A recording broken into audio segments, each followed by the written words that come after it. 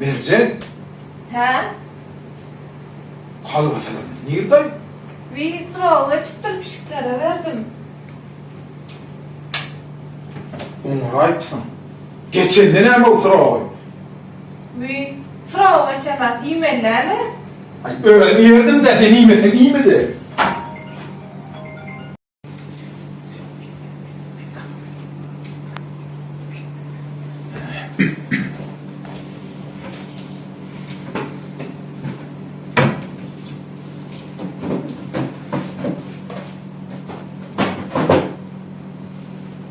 Mercan, Ha? kuyaklarımız nerede? Bir oğlumun sırağa çıktır pişiklere verdim. Onu ayıpsın. Özden ayttığına sırağa çemet yemenlerle.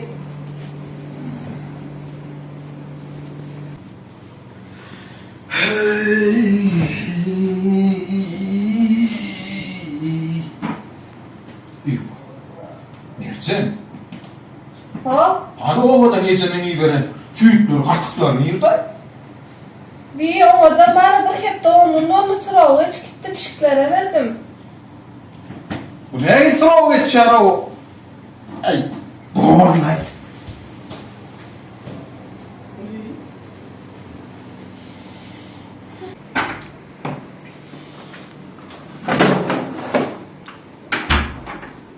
Kızım bu ne mi? Niyelik var ya?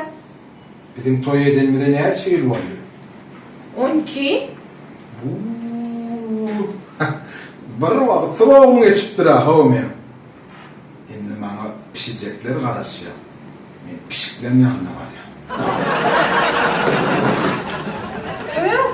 Ey de yollarsan arkam pişikler ne mi?